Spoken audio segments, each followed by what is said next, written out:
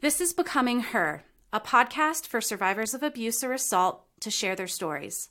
I'm your host, Emily Kempe, and I'll be having a conversation with a different survivor each week. I want to be sure to include a strong trigger warning with this podcast. The content we discuss includes topics related to violence. Listener discretion is advised. Well, welcome to the podcast, Becoming Her. Thank you so much for being here. Thank you guys for inviting me and giving me the opportunity to get my story out there for everybody to hear. Yeah, it's important. That's why we're here. And I know you don't want to use your name, so we're going to skip intros and just dive right in. So I usually just ask people to start sharing their story wherever that makes the most sense for them. So it could be the beginning, middle, end, wherever you're most comfortable. Okay. For me, the beginning of everything started in a small town where I grew up. And a lot of people here in Montana do tend to grow up in those small towns where they are trapped into certain situations. And the relationship started off as kind of a high school fling, and I didn't really think anything of it because, I was young, and a lot of us are when we get into these kind of relationships. And we ended up getting pregnant. So I moved out of my parents' house and I moved in with him. And then things kind of escalated from there. During my pregnancy, everything was fine and seemed very normal. And then after, everything just changed. I was very isolated. I was never allowed to leave. I couldn't see my friends. The hardest part for me was not being able to talk to my family. He wouldn't let me call my dad. And if I was on the phone, he had me put it on speakerphone. And that was a really big turning point for me where I thought, I need space. Yeah. So he's like monitoring your every move. Yeah, he was logged into my Facebook, Instagram, Snapchat, everything.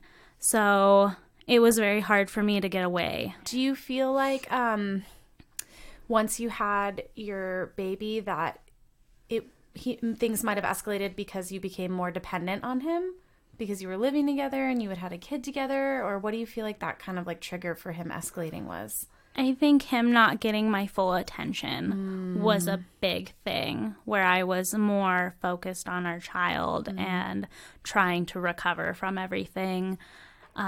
He felt threatened in that kind of a way where he wasn't the main part of my life where I was completely devoted to him anymore. But yeah, it was very different for me. So I asked him for a weekend away at my uncle's house, and I got one night, and then he came and picked me up, and that's when I knew, like, this is too much for me. I need to get out of state. I need to go see a family member. So I booked a ticket to go to Arkansas to visit my sister, and it was all pre-booked. Everything was ready for me to go. And a week before, I was saying goodbye to my friends, like having a good night. And I came home 5 minutes late. And that was the hardest part for me because he was drunk and he attacked me. And that was the first time that he had ever laid his hands on me. And it was very intense. And he choked me to the point where I threw up. Wow. And he called my family members the next day and told them all that I was an alcoholic and that I had a problem and that whatever I told them was a lie. So he was like preemptively trying to set the scene so that no one would believe you. Yeah. So when I went to visit my sister, I had no idea that he had called her and told her all of this. Got it. He called my father. He called everybody. And I had no idea. And then my sister and I were all hanging out, and she asked me, I can't even remember what it was. Like, she asked her husband if he wanted a glass of wine, and I was like, oh, I'll have a glass as well. And she was like, I don't think you should have a glass. And it kind of caught me off guard because I was like, well, and you didn't know any context, It's Yeah. like, okay, sister. And then she told me what he had told her. And I didn't want to out him, so I didn't say anything at first. And then it was 4th of July time. So I left my phone inside and we were all barbecuing. And he started texting me constantly. Like, my phone was blowing up and she had walked past and saw it like dinging. And so she clicked on it. And one of the messages was very, very explicit, saying like, you're a whore. I know you're cheating on me. You're not texting me back. Who are you with? And so that's when she knew. She came out and she asked me to come inside and she confronted me and said, hey, like, this is a sign. Something is not right here with this guy. Has he hit you? And I broke down, started bawling. You didn't even need to say yes. Yeah, her husband came in and he was like, are you okay? And my sister was like, get out. Like, we need a minute. And they took my phone away for the rest of the night. And I'm very thankful for that because I would have been feeding into it. I would have been texting him back. Because there's fear there. There's real fear there. It's not just about feeding him, but also just like self-preservation. Like, I got to text him back because that's what he's like conditioned you to have to do. Right. And so they took my phone away. Her husband started texting him via Facebook and was like, hey, Maria needs space. She needs to have some actual time to think about this. And my ex started threatening him, saying like, you better put her on the phone right now or else I'm going to come down there and I'm going to come find you guys. And my sister and her husband are both in the military and they do not take this very, very... Wrong people to mess with. Yeah. So they kind of shut that all down really fast. And then the next day when I got my phone back, I turned it on. I had countless messages on social media, everything from him, his friends, his family.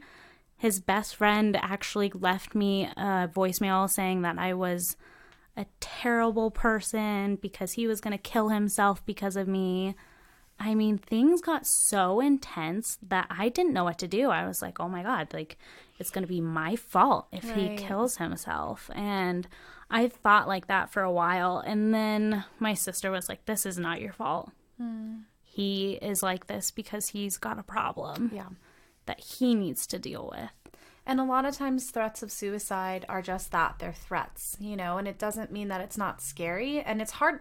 It can be hard to tell when you're the person on the other side of that, whether or not you should take it seriously. Because what if for some reason you're like, oh, you're bluffing, and that person actually committed suicide? The guilt would be so intense. But I think when abusers and, people who have control issues are threatening suicide, it's to keep that person in the relationship and make them feel responsible and guilty. Yeah, for sure. It was very hard for me to get through because I did love him and I did have very strong feelings for this person that was making me feel like everything was all my fault. Right. And then finally, my sister helped me get in touch with some people, some therapists to talk with about it over in Arkansas. And it was really nice to get to talk to that group and be able to start my transition into thinking in a different way. And then he did come to Arkansas. Wow. He drove all the way from Montana Wow. to Arkansas with his friend to come find me. And he knew my sister's address, so I instantly got scared. I had a baby with me. Right. My dad lived in Texas at the time, so my sister drove me to Texarkana and dropped me off at a gas station. She didn't know where my dad lived, so legally she didn't have to say that I was going to my dad's house. All she said is that she dropped me off at a gas station and my dad came and picked me up, and I stayed in Texas for a minute and he drove to Texas looking for me there. Wow. And I was so scared because I did get a job in Texas. So I was like, legally, if he does have some kind of right to find me, he can, because I'm in the system. Right. I have a job. And he didn't. And that was kind of relieving for me, because I was like, he doesn't have control and he's scared. Like, this is him acting out. But that kind of stalking behavior is like intended to intimidate, you know, and most people think of stalking, they don't think that it happens by someone you know, but that's most stalking happens by a current or former partner. So most stalking happens after you've left the relationship, and then that person who has the control issues starts stalking because they can't let it go. Yeah, they don't have any more control. Right. But yeah, I ended up coming back to Montana with my daughter, and things de-escalated, and we were okay for a minute. And then it all boiled back up during our custody battle. A lot of things happened where he was trying to get back at me through my mental health, saying that I wasn't stable enough to have our child.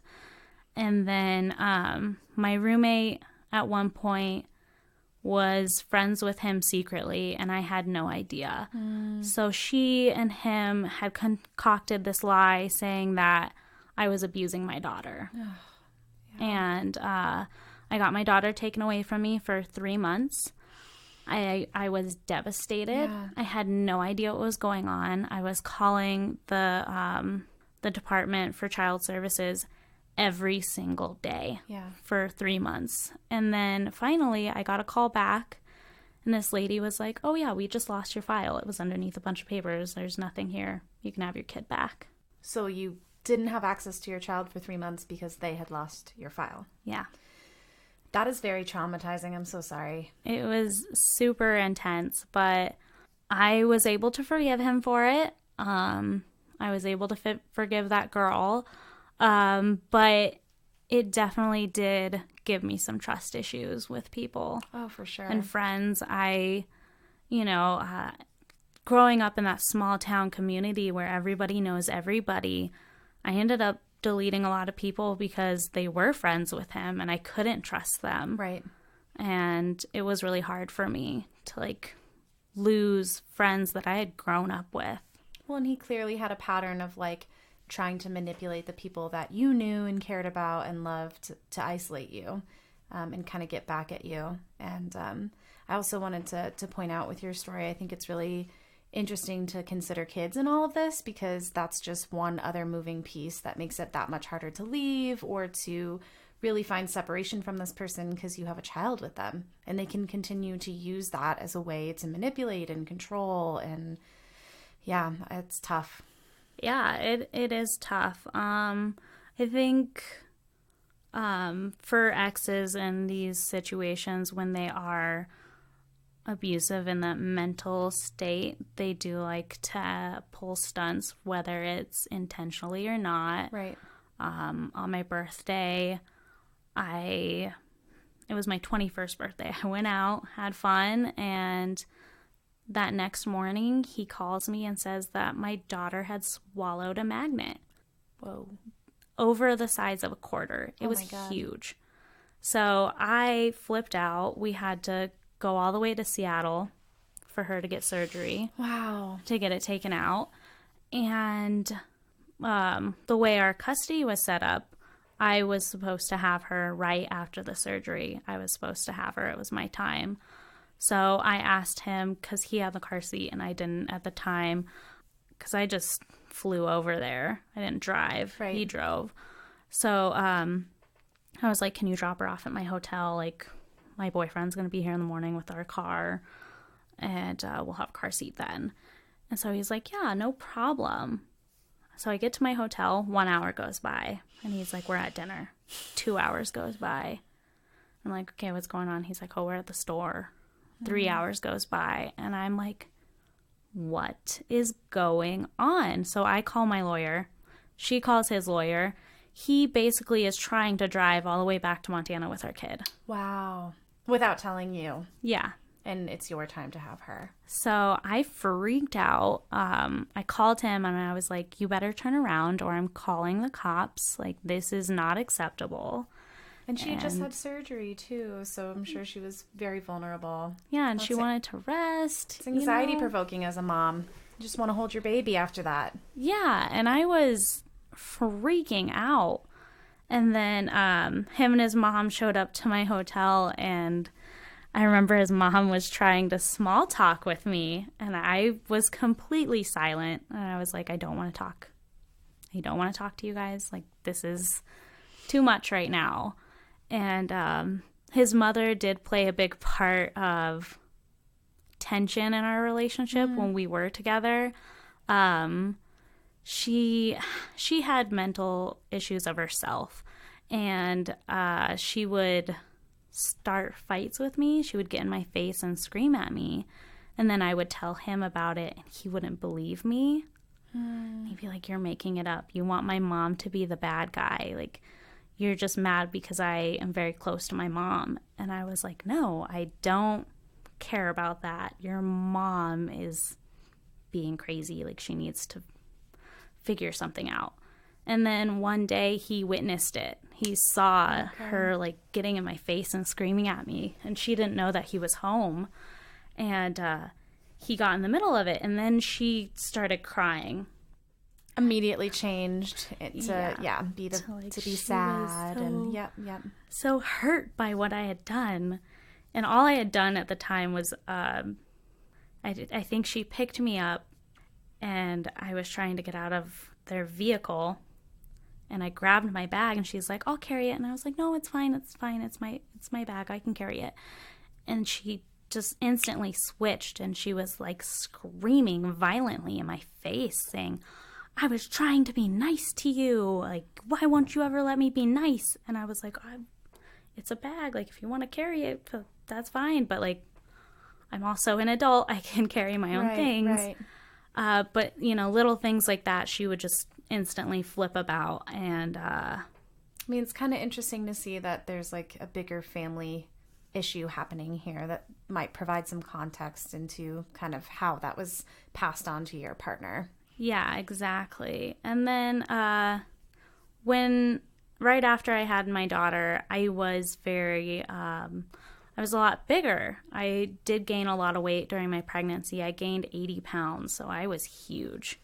And this lady would talk about it, like, in front of me to other people. She'd be like, yeah, Maria's overweight. And, it made me very self-conscious to where I wouldn't even eat in front of them. I wouldn't do certain things in front of them because I was so self-conscious about it. And he'd be like, they're telling the truth. Like, you need to do something about this. And he wouldn't help me or tell them, like, hey, like, go talk about that somewhere else. Like, right, and you expect your partner to be a source of support and to build you up and not tear you down. So to hear that, like, echoed in your partner who's kind of reinforcing these insecurities is like, that cuts deep. That hurts. Yeah, it was very intense. And then his sister and I did get into a couple of fights as well over little things, like her leaving her child with me. She would leave her child with me for weeks, and she would disappear. And then I'd be like, hey, like, this isn't my kid. Like, I do love watching her and babysitting her for you, but, you can't say you're going to the store and then not come back for a week. Right. Like, that's not funny. She knows, she's 7 years old. She knows that you're not going to the store. Right. And I don't know. That whole family dynamic was really weird to me. They would all gang up against me because I was the outsider. Right. And I don't know how he does it now with his new girlfriend, but I wish her luck for sure. But I don't know. Things are different, and I'm glad for it. I'm glad that I got out of it, and I'm happy that he seems really happy, and I'm happy that he's in a good place as well. Yeah. Now. It's the father of your child, and you're trying to co-parent despite everything. I'm kind of curious to know, like, it sounds like that leaving process for you was just, it was a process. Like, it didn't happen very quickly. Yeah. Where are you kind of at with things now with custody and have things sort of settled down? Yeah, custody is good. We have, right now she's not in school, so we're able to do a weekly switch. Okay. But now that she's going to be in school, we have decided that she's going to be with him during the school year. And then since we're so close, we can switch certain weeks depending on her behavior. Gotcha.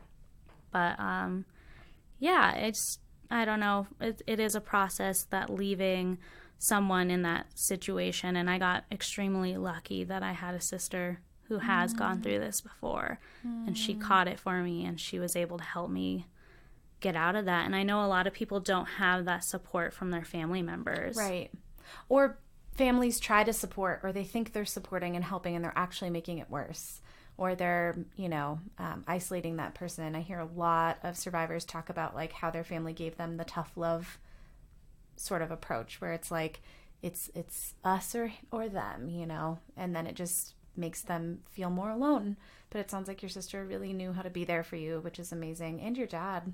Yeah, I definitely got very lucky with my dad as well, supporting me through that whole situation. I don't know. I think it's the way that I grew up, because my father was also in the military. So he also knew trigger signs and things like that. And he did have a feeling when I wasn't calling them as much or keeping in contact. Those things, talking to your family is a really big thing, and having them be a part of your life is really big. And if you let somebody get in between that, you know that something is wrong. If you're distancing yourself from the people that you love most for one person. Right. So they were kind of cued in that something was off. Yeah. And my dad had said something to me before he left. He had said, like, be careful. I want you to, call me if there's anything going on. Right. And I will help you out. But that is so embarrassing, because I was 17. Right. 17, 18. Like, you don't want to call your dad and be like, hey, I need help. Right. Yeah. Yeah, you were just trying to make it on your own and kind of show everyone that you could handle it. And that's tough. So you ended up back in Montana. Things are kind of smoothing out for the most part. What has kind of the aftermath of that relationship meant for you, or what impact has that had on you? I've noticed that I have leaned towards people that are like him in certain ways. Yeah. And it definitely freaks me out, and I know that I need to change. My last relationship was very emotional, like emotional distress. Like, he would blame me for things that he did. I would always get the, oh, you're crazy. You're crazy for thinking that. You're crazy for thinking that I cheated on you. And then I find out that he cheated on me. He's like, oh, like, I'm so sorry. And, I don't know. It's definitely a personality trait that I've picked up on in people now that I can see. And I've learned to stick with my gut feeling now, instead of pushing it away and being like, no, maybe I am crazy. Maybe I am just some crazy girl with crazy feelings. Maybe I'm just being emotional. But it's not emotional. Like, sometimes you just have to go with your intuition. Yeah, absolutely. And everybody feels insecure, I think, and everybody can, feel like they second guess themselves. So when someone you care about and trust is then kind of reinforcing that internal doubt that you already have, it just makes you believe yourself even less. And for you to have gone through, such a volatile relationship at such an early age, I mean, that's like a very foundational experience that's going to, shape a lot of the relationships that you sort of get into from that moment on, That's a lot to go through at 17. But it sounds like you're kind of coming out on the other side and getting stronger and learning how to trust your own voice. Yeah, I feel like a lot of girls get in that situation very early on and they don't know how to get out of it. And I don't know, it's just so crazy. And in our town here in Montana, there are a lot of murder-suicides going on here. And it is a very big topic that I think has been pushed under the rug. Yeah, we live in like a very safe place in general. We don't have a lot of, gang violence or petty crime, but abuse is happening. It's happening here just as much as it is anywhere else. And just because people aren't seeing it out on the street doesn't mean that it's not happening, all the time. And I think that's a really hard concept for people to wrap their heads around. Yeah. I'm very thankful for the people that I have in my life now, the friends that I have made throughout this journey, because at first I didn't have anybody to talk to about it. In my small town, everyone would say that it was my fault and that I was the problem and that I was the crazy person and that they had heard all these stories about me.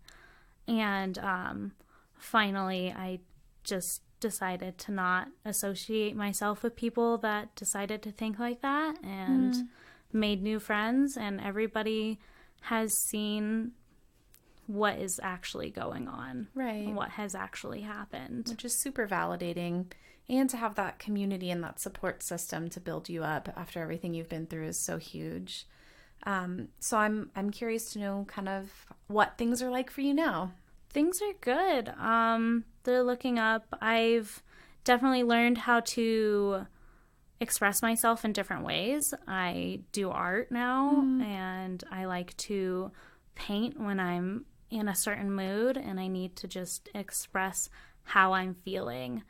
And I feel like that has really helped. Like, if you don't have a way to let your feelings out, you're just going to go crazy.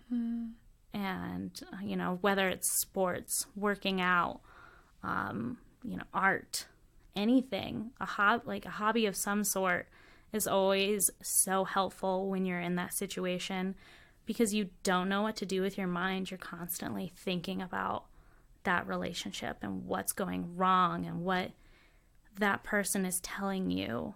You're always thinking about them when you need to start thinking about yourself and getting over that hill. And to have something like art that's all your own. It's like your voice kind of manifested in a different medium, and it's a way to express yourself, and it's your individuality completely outside of this relationship and this other person. And it's like such an incredibly safe way to express yourself. That's really cool. Thank you. Yeah, that's really cool. I am not artistic at all. That would not be helpful at all for me. As a way to settle my mind, I would just get pissed and probably punch through the canvas. So I'm always like really, I don't know, inspired when people can find something like that to help their healing. So I guess I'm just gonna kind of wrap up by asking you, and I like to ask this to everybody who's on the podcast, if you could give some sort of message to a survivor who might be listening right now, what would you want to tell them? I would want to tell them to not think badly about yourself and to not think that you are damaged, because you're not. Things are going to be okay, and everything's going to turn around in the future. It takes time. Everything takes time, and we all need to heal in certain ways, and sometimes yours is a little bit harder than other people, but you're going to get through it, and you just have to keep pushing through those boundaries that everyone keeps putting up for you. I like that a lot. Thanks. Yeah.